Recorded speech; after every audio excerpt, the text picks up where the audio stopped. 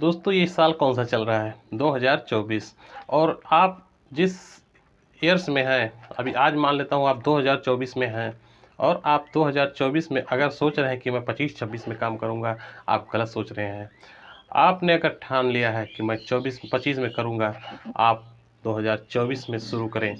दोस्तों, बिजनेस करने के लिए आपको प्लान के हिसाब से एक कदम आगे हमेशा रहना होगा, तब आप बिजनेस सक्सेसफुली कर पाएंगे। तो मैं आप लोगों को कुछ टिप्स दूंगा जो आप अपने बिजनेस में बहुत ही महारत हासिल कर लेंगे। दोस्तों, पहली बात, आप कोई भी बिजनेस करते हो, कोई भी नौकरी करते हो, तो अपने उस बचे हुए पैसे का 10% सेविंग्स जरूर करना चाहिए। दोस्तों, 10% आपकी कमाई का बचत हमेशा करें। दोस्तों, हमेशा करें। और उस 10% को, बचे हुए पैसे को अपने काम पे जरूर न, वैसे काम पे ना लगाएं। आप उस 10% को, जो बचे हुए पैसे को आप कहीं इन्वेस्ट करें। एक बात और, अपने फालतू खर्चे से ज़रूर बचें। फालतू का खर्चा का मतलब कि जैसे आपने कोई भी काम करना शुरू किया और आप सोच रहे हैं कि ये लें कि ना लें।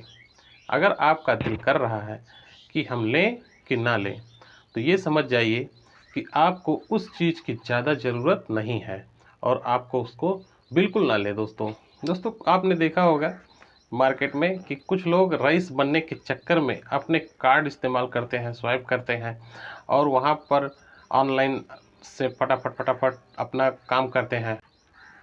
ऑनलाइन से खर्चा करना गलत बात नहीं है, लेकिन आपको मैं बता दूं कि ऑनलाइन जब आप अपने हाथ में पैसे नहीं रखते हैं, अपने हाथ में मोबाइल के द्वारा आप प्रोडक्ट खरीदते हैं, तो आपको उन सब चीज़ों की भी ज़रूरत नहीं होती है जो आप खरीद लेते हैं, क्योंकि आपको उस पैसे का एहसास नहीं होता है। और जब आपको उस पैसे का एहसास नहीं होगा तो आप ढेर सारे पैसे खर्चे कर देंगे। दोस्तों, और आपकी जिसकी ज़रूरत भी नहीं होती है आप वो भी उठा लाते हैं। तो हो सके तो आप कैश कैश ही आप मार्केटिंग करें, कैश का इस्तेमाल ज़रूर करें। कैश का इस्तेमाल करने से आपके अंदर आपको ऐसा लगेगा कि हमने अपने पास से इतने पैसे खर्च कर दिए, तो आप उतने ही सामान खरीद पाएंगे जितने की आपकी ढेर सारी आवश्यकता है।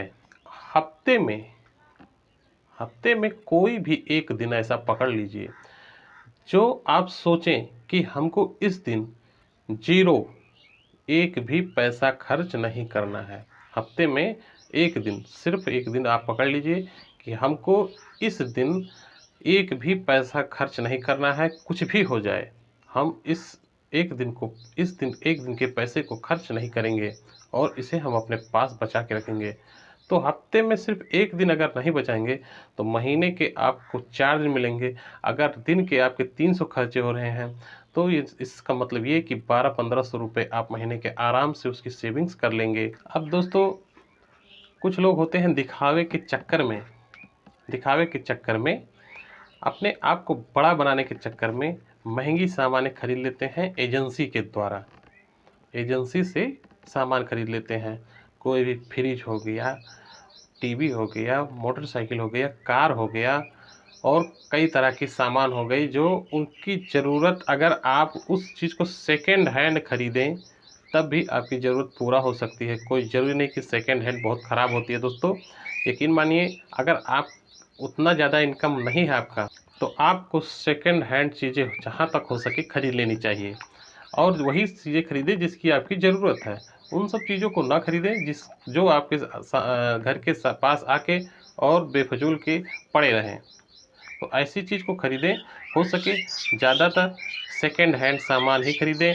जैसे कि कार हो गया, आप जाएंगे लेने के लिए नया, तो आपको 10-20 लाख रुपए लगाने होंगे, और उसी कार को अब एक आध साल पीछे अगर मान लेता हूँ सेकेंड हैंड में लेते हैं तो आपको आधे रेट में भी मिल जाएंगे, और आपके पैसे की सेविंग्स भी होगी, और आप उस चीज़ का आपको यूज करने का मौका भी मिल जाएगा।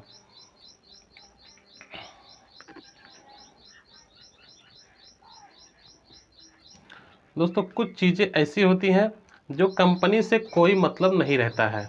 जैसे अभी घर में आप ढेर सारे सामानों का यूज करते हैं, तो ढेर सारे सामानों का यूज करने के लिए जैसे कुछ ऐसे ऑयल्स हो गए जो बहुत महंगे होते हैं, क्योंकि वो अभी समझ लीजिए कि कोई भी ऑयल हो गया जो 300 रुपये 200 रुपये लीटर है, लेकिन कुछ ऑयल ऐसे हैं जो वही काम करते हैं लेकिन उनके ब्रांड नहीं हैं और काम वही करेंगे, और वो हैं 90 रुपये 100 रुपये लीटर। तो आपको ऐसे ब्रांड से लेकर क्या मतलब? ब्रांड वहाँ पर उसका क्वालिटी है, ठीक है, लेकिन हमको अपने हिसाब से जीना है, हमको अपने हिसाब से काम करना है, तो हम उस ब्रांड को लेकर क्या करेंगे? वहाँ पर ब्रांड मायने नहीं रखता है दोस्तों, ब्रांड मायने वहाँ पर नहीं रखेगा। आप यहाँ जैसे मान लेता हूँ कोई सर्फ़ हो गया, अब सर्फ़ का कोई कंपनी है जो ब्रांड है, लेकिन जब कोई दूसरी कंपनी आ रही है उसका ब्रांड नया है, तो इसका मतलब ये नहीं कि वो डुप्लीकेट बेचेगी। हो सकता है वो भी ब्रांड बन जाएगी, तो उसको भी यूज़ करना शुरू कर दें। आपको उससे सस्ते रेट में अगर आपको वहाँ पर अच्छा मिल रहा है तो आपको उसे यूज़ करना चाहिए। ब्रांड से वहाँ पर कोई मतलब नहीं रहा। आपने देखा होगा कि कुछ लोग के पास जब कोई कार्यक्रम होता है तो ढेर सारे इतने सारे पब्लिक इकट्ठा कर लेते हैं कि पूछो मत। खुद के घर पे बैठने का जगह नहीं रहता है और पार्टीज करते हैं तो वहाँ पर ढेर सारे खर्चे आते हैं, होटल बुक कर लेते हैं। तो दोस्तों मैं कहना चाहता हूँ कि आप अगर पार्टियाँ करते हैं, होटल बुक करना चाहते हैं, तो उस चीज़ को वहाँ पर ना करके आप अपने घर पर ही करें और छोटी पार्टी रखें हो सके जहाँ तक। तो आपके इलाके के छोटे अपने अपने मेन मुख्य मुख्य लोगों को पकड़ेंगे तो आपका सम्मान वो भी करेंगे। और ऐसा नहीं है कि आप वहाँ पर जाएंगे तभी आपकी सेविंग्स भी होगी, क्योंकि आपके पास अगर बजट बहुत ज़्यादा है तब बात अलग है, तब तो उन लोगों की बात भी नहीं करूँगा। लेकिन मैं ये वीडियो बना रहा हूँ उन गरीबों के लिए जो हर एक इच्छा को पूरा भी करना चाहते हैं, पैसे भी कम लगें। तो आप अपने उस पार्टी को अपने घर पर एंजॉय करें, कम खर्चा आएगा, खाने का भी खर्च कम आएगा और आपका हर एक चीज़ पैसे बहुत ढेर सारे बच जाएंगे दोस्तों। फ्रेंड्स, कुछ लोग दिखावे के चक्कर में अपने लिए कार से लेके दिन रात घूमते रहते हैं। उनको अगर 2 किलोमीटर भी जाना हुआ, 4 किलोमीटर भी जाना हुआ तो अपने कार से जाएंगे। ये नहीं समझते हैं कि कितने ढेर सारे इनकम आपको पैसे देने पड़ते हैं। तो दिखावे में मत पड़िए।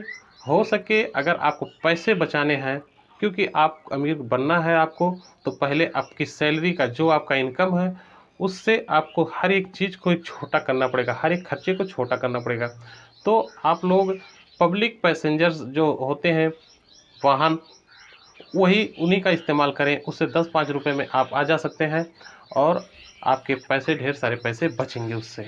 अब मान लेता हूँ आप दुकान पर जाते हैं, दुकान पर जाने के बाद अगर आप दुकान से वहीं बाजू में आपका दुकान पड़ता है और बाजू में होटल है, वहाँ पर बैठ के खाना खा रहे हैं, तो आपके खाने के 200-300 रुपये गिर जाएंगे एक टाइम के। और आप हो सके तो मैं यही कहूँगा कि आप खर्चे को बचाएं। तो आप अपने दुकान पर जा रहे हैं या कोई बिजनेस कर रहे हैं वहाँ पर जा रहे हैं, तो होटल में खाने से अच्छा है कि आप अपने घर से ही अपने लंच बॉक्स तैयार करके लेके जाएं दोस्तों। इससे आपके पैसे बचेंगे और आपका हेल्थ भी बहुत अच्छा रहेगा और आप बीमार भी ज़्यादा नहीं पड़ेंगे, क्योंकि आपके घर की बनावटी ज़्यादा अच्छी होती है, क्वालिटी।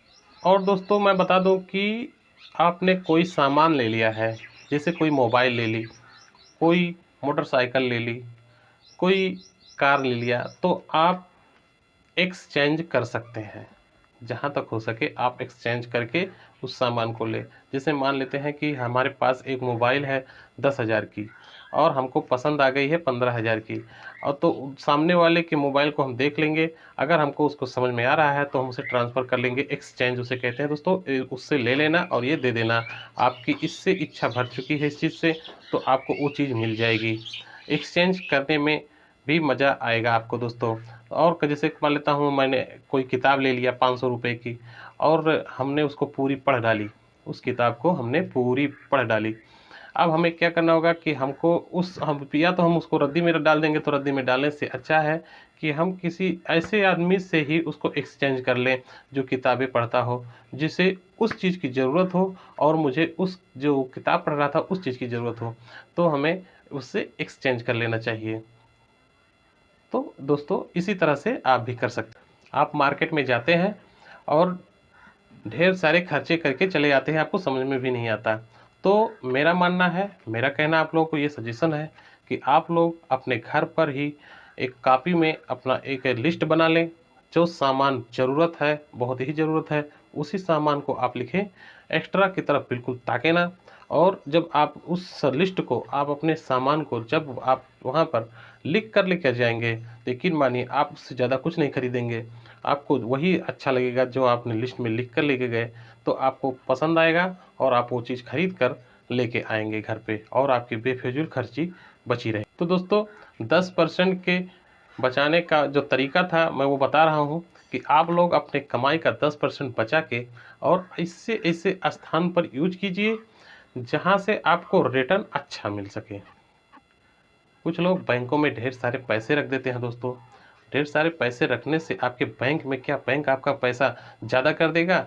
2-3%, 4% कर देगा। और कितना कर देगा? आपकी महंगाई 8-10% आगे जा रही है दोस्तों हर एक साल। तो आप लोग होशियार हो जाइए, समझदार हो जाइए। बैंक आपके पैसे को वहाँ पर आपको सिर्फ दिखाई देता है नंबर, पैसे नहीं रहते हैं बैंक में दोस्तों। बैंक में पैसे नहीं रहते हैं। बैंक आपके पैसे को अपने कस्टमर तक लोन प्रोवाइड करता है 10-15-20% पर, और आपको देता है 4%।